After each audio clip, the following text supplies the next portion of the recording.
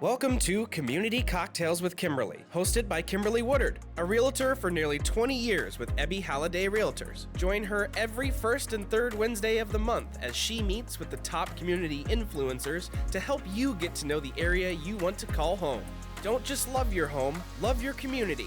And now, your host, Kimberly Woodard. Welcome, viewers, to this episode of Community Cocktails with Kimberly. I am so thrilled about this episode, and we're going to learn a lot. I know I can't wait. I have Suzanne Castle here with Suzanne Castle Consultants. Welcome. Thank you so much for having me. I am so fired up to be here with you, this gorgeous chair, I love my in this space to really connect the greater community. Thank you for having me. Oh, you're welcome. You're welcome. Well, we were talking before we aired, and your company's name, actually, you told me, Sparkle. Yes. Let's talk about figure that. it out, right? Okay. Yes. So my last name's Castle, and I got this sparkly whatnot kind of given to me when I was very little because my parents, we were very, very, very poor, and they couldn't afford a crown for me on my birthday. My birthday's December 23rd. Oh. So they would always cut one out with the cheap confetti glitter, you know, the really metallic glitter that just falls off. Yes. And so ever since then, everyone talks about the sparkle that I leave behind because literally I was leaving confetti in my wake. Right. And when I began to work with companies, helping them unleash their joy through different kinds of communication strategies, someone said to me, "You're like a human confetti cannon and you bring the sparkle everywhere you go." And I thought, that's it. I love it. So I just landed on that, and I love sparkle too. And so yes, the Sparkle Factor, that's the company. I love that. And it's just, it leaves a mark. It really does. It's a breath of fresh air. Thank you. Yeah, it's not your normal kind of corporate look at all, but I think when people come towards me and the work, they're in trouble, they're in chaos, Right. they need some kind of innovative, creative solution, and what they've tried hasn't worked. And so they're willing to try almost anything. So we start with playing. That's how we start. We play and laugh together, first and foremost. Oh, I love that. So let's talk a little bit about your company and how you started it. Well, I wish I could say I had a master business plan. So if you're doing a business, please have a business plan. I did not do it that way. I really fell into this work. I was a professional actress and dancer for a long time and had some tragedies in my life. And so kind of went off the stage, and people began to ask me, "Hey, would you come to this board meeting and speak? Would you come to this women's group? Would you come lead a retreat?" Right. To really talk about creative solutions and what happens when everything begins to fall apart. And for them, it was, "Hey, stage stars, Suzanne Castle's coming in the room," and marketing, and it sounded better than probably. Yes. So I really fell into this business, and so before long, speaking became my full-time profession, and I decided this is really what I want to do, is really help people kind of fire up inside of them and get in alignment with their personal and organizational values so they can transform the people that they're trying to serve. Oh, it's great. And I'm sure now with everything that's happened in our world, we've just, hopefully I'm going to be positive that we're overcoming this pandemic, like 2 years plus. Feels like 10. It does. But I'm sure companies are reaching out because the workplace has changed. Yes, it has. It has. I know some of the things we were talking about in the beginning. And is how do you continue to foster connections? Right. They've happened so differently. Yes. And now what do? We're used to the little screens and the person that's like this big. And suddenly I was saying, we see them in the grocery store and we don't know who they are anymore because all we've seen is this. And we have to think about wearing real clothes again and not our slippers all the time and all the different things that come with that. And I think the energy has shifted, meaning that when you're virtual and in your space, your dogs are running around. Right. Your focus and shift just feels different. And when you get like this, one-on-one, the energy that flies can transform you. And so you naturally pick up on that. Right. And I think we're having to learn that again. We're having to learn how to listen differently. Yep. Because we can't just turn our camera off and do whatever we want. No. Right? We have to learn what words are we really trying to say and how much do I communicate in person versus a text versus an email when things have been virtual and we've had so many options. Right. Now we really have to, I think, be a little more concerned with our communication agenda. Yes. Not just our meeting agenda. Right. No, and I agree. I think there has been, from adults to children, all this virtual concept and, just people texting you versus, even picking up the phone because sometimes it's, what I always say, if the text is longer than a few words, it's time to pick up the phone. Right. Oh, I say it all the time, and we've gotten away from the phone anyway. And I think if when people come again towards me, there's usually communication problems 9 times out of 10. And I would say, that, who are you talking to? Yeah. What do you mean talking? I do everything on email. Okay, well, no one understands your tone. Right. They can't see your eyes. And we say a lot of things on a text or on social media or in an email that we wouldn't say when we were looking at something like this and sharing space. And so we have to relearn those things, and they're not taught. Yeah. And we haven't picked them up the last some years because we've been in our own little silos. And so we're all having to learn together. What does this look like now? How do I land now? What is appropriate for a text versus an email versus a phone conversation versus I'm going to pop by your desk conversation? Those are all different. Oh, definitely. And in the work world, so many companies, obviously at the beginning, everyone was virtual. Some are starting and have, gradually started coming into the workplace. So it's now people are now having to reconnect and learn how to reconnect with each other in person. Whereas before everything was, again, virtual or, text message or, whatever, however the mechanism they worked with each other. So they didn't have to make that face-to-face contact with the right people. And I think for a lot of companies, it feels a little strange to say, okay, let's have a communication boundaries conversation. Right. Because you just kind of feel like, oh, I'm back in 3rd grade again. And you're telling me, but because we have been on for so long, reminding people, whatever your company's culture is, that, you can't text after a certain time or this is when you can expect a response. Is it 24 hours? Is it an hour? You really need to be thinking through what does that mean and communicate it to your people so that they understand and they know. I think a lot of our conflict arises when we have these kind of unmet assumptions and expectations, but we haven't named them anywhere. And we just get mad or frustrated because someone didn't know our whatever was going on inside of us that we failed to communicate. So we start there. And how do you want to feel? I'm really big in the feeling space, meaning that everything doesn't have to feel awful and hard and confusing and hurried. Like maybe if it's been a while since you've been in the office together, maybe we start by playing together, or we have cocktails or juice boxes or whatever it is. Whatever it is. But let's reconnect together first as we are as humans and then do the business together. No, I think that's a great point because that reconnecting, because they have not seen each other in person, it is a different concept seeing the person in person versus, in a virtual setting. Correct. Or, it's easy to, type an email to someone and not really express the way you're feeling or your concept isn't coming across that way. But your personal verbal skills are really making, so whatever your point is coming across in your emotion to them. So they really know, okay, she really means this, or, oh, maybe she doesn't, Right. And I think it is a challenge that I see often is when you're trying to collaborate together. And that may be, you may be an accountant and somebody else over here is in real estate and somebody else is just the manager of the building. You're all in that space together making the real estate company work together, let's say. But if you don't understand that you have to communicate to collaborate. And collaboration is more than one. And so much of our business now is so collaborative in nature because we're in this global sphere.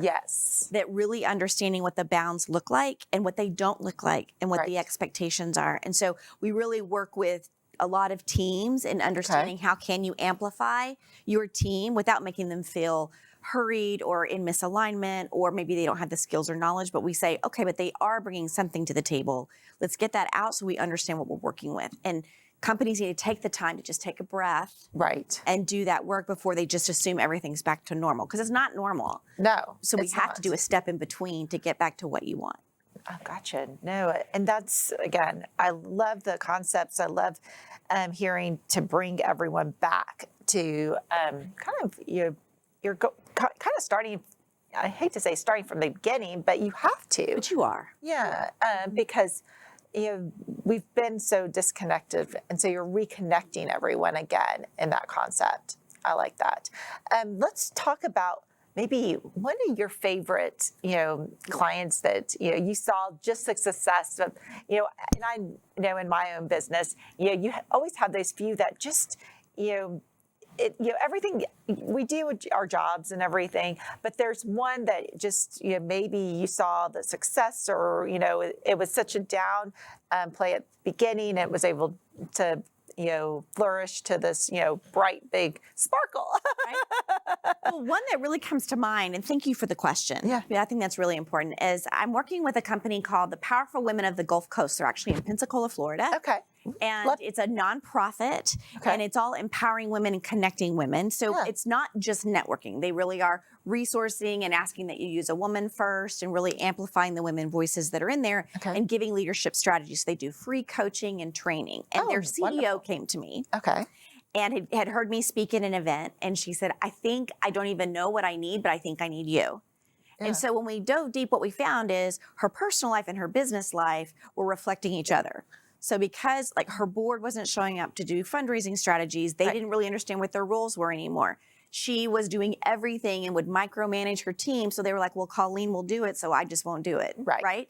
And what we figured out is she had so much of a loss of control with COVID and how events were happening for them, that then she got like this, and she was doing all the puppet master things, right?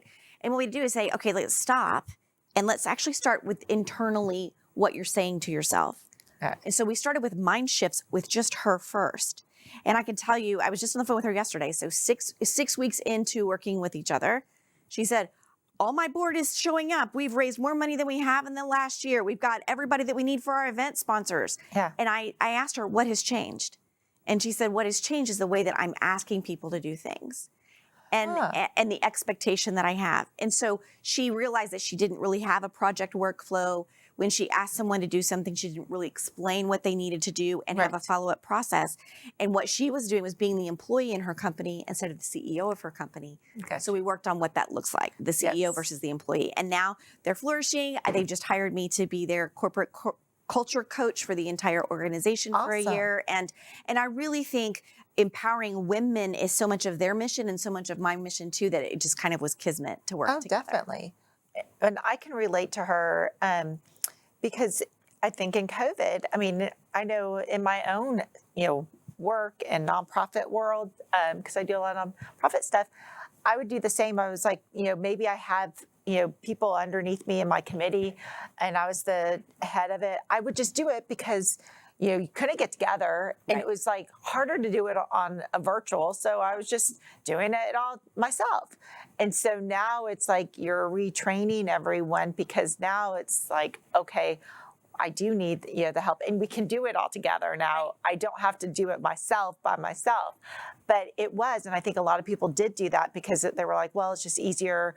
I'm by myself. I had a lot more free time right now. It's the whole thing is that we weren't going anywhere. We weren't doing anything. So, hey, this was something to do. Exactly. But I don't think that anybody is getting an award for being frazzled and stressed out and overwhelmed. Oh, gosh, no. And I don't even think that we realize sometimes what we're projecting in that space. And so if we say that we want a calm, centered life, let's say, and then I would say, well, let me look at your schedule. That would be one of the things. Okay, is your schedule calm and centered? Does it reflect what you're trying to do in the world? Because if it doesn't, we start there. Well, how can we do those things? What are you deciding for yourself that allows you to show up for your business? Because your business will always reflect what's going on personally and vice versa. Oh, yeah. Well, and I think you can bring that same concept to your home life. Correct. I had a conversation with my son this morning, my youngest, and I was like, he had said, Mom, can I go out tonight? And I said, sure. What's your plans? He goes, I'm not definite. I go, okay, this is mine, youngest. And he's like, but I should know today at school the plans. I go, okay. So then my husband messages and he's like, do you know our son's plans? And I said, no. He said he's going to figure it out at school. I'm not messaging the other moms. He needs to plan this himself. This, he is at an age that he needs to take responsibility, then come back and say, this is where I need to be. This is who's going with me. I'm not, going to go, helicopter around and, Right. check who's all going to be there. I'm going to trust him to make his plans and then report back. Right. And so, But what you're doing is you're empowering him to be a Right. leader of Correct. his own life. yes. And too much of the time, even in our business world, if we are micromanaging as a parent, the helicopterness, Yes. we bring that into the business world. Yes. And if we're having to do that all the time in the business world, guess what? You're bringing it home. Right. And so it's really kind of releasing in a holistic way how you want to be, Yeah. and then reflecting your entire life around that. And that's really the work that I do. It's a lot of holistic coaching for leader from home to business. See, and again, awful around. We can use it in all aspects of our world. I mean, so many of us, again, have so many hats that we're wearing. Yes. And it is very easy to take how we do something at home, bring it to the office, bring it to our nonprofit, whatever we do. Yes. And sometimes, and vice versa. Sometimes sometimes I think in one area, maybe you are more helicopterish, I guess, than the other area. Maybe in this area, you're a little bit more relaxed. I don't know. Well, and I do think we move. And so Yeah. I think it's important to know, is this a short-term thing? Am I having to be extra hands-on because it's a short-term project? Right. If it's long-term, if this is ongoing, then I Yeah. think that's when it becomes, an issue Sure, for people. yeah. And we want to definitely kind of tamper that down and recenter to who we're trying to be in the world. My favorite question to ask clients and leaders, and when I'm on a stage in a Yes. room, is so think of a problem, whatever problem. So think of a problem, whatever problem you have. Right. And ask your own self, what if this were easy? And just stop and okay. think, Yeah. what could be easy about this? And coach your own self, what could be easy about this? And then say, all right, I have a list of things that, man, this would feel so much better if it was this easy. Right. And now say, hey, brain, I need for you to make that happen. You'd be surprised by stopping and asking yourself that question, the possibilities that will start to flourish around you, because you're like, this is too hard. So how do I make this easy? Right. How do you make it easy? Well, and there's always a solution. I always Yeah. tell my clients in my work world is there's always a solution, and we're going to find a solution Correct. to it. May not be the solution really we're counting on, but we're going to find a solution. Is the whole concept, and there, we shouldn't stress out about it. That's right. Stress doesn't do a good thing to our health, and it sure doesn't do anything good for the skin. Yeah. All day long. Yes, we all say yes. So I'm like, no. So let's just take a minute, breathe, and then, figure it out. Just sit back for a minute. And I like, asking yourself, what's that solution? Because, so many of the times we're relying on other people, but do we really listen to ourselves? And I feel like listening to yourself, you yourself know the right answer because it's that gut feeling. Yes. And in your gut that this is the is the right. Well, and I think once you know if it was easy, then the next step would naturally Yeah. be, all right, who do I know around me that could help me do this thing? Right. Who can I lock arms with Right. and move towards this goal? Or who can help me uncover how to do this? And it literally you can't if you're stuck, right? Yeah. Right? Like you said, stuck is not the solution. No. So who now can I go to? I know the feeling of what it might mean to have this be Right. easy and figure outable. So how can I make that happen with someone else? And sometimes it's a phone call. Pick up Yeah. the phone, like we said earlier. Pick up Yes. the phone and ask someone for some help. And if COVID's done anything, it's made us so siloed that I Yes. think we're having to learn to say, I don't have to do this by myself anymore. Yeah.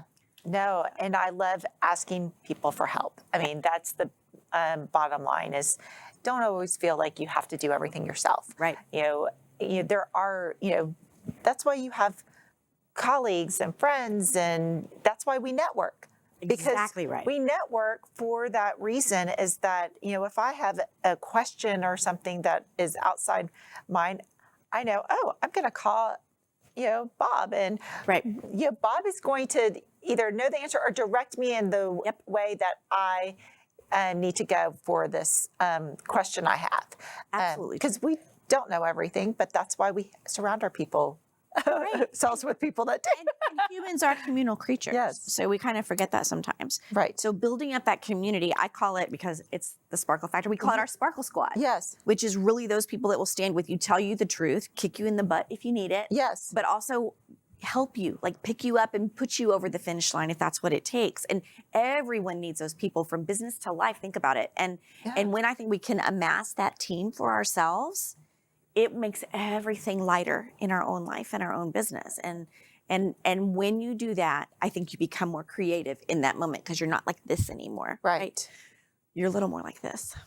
Well, I love that. And that's like the perfect, Anita's, the bottom line to, if you take anything from today, is building your community. Build your community. Build your community. And I think, that is, take away that, build that community right now. So. Right.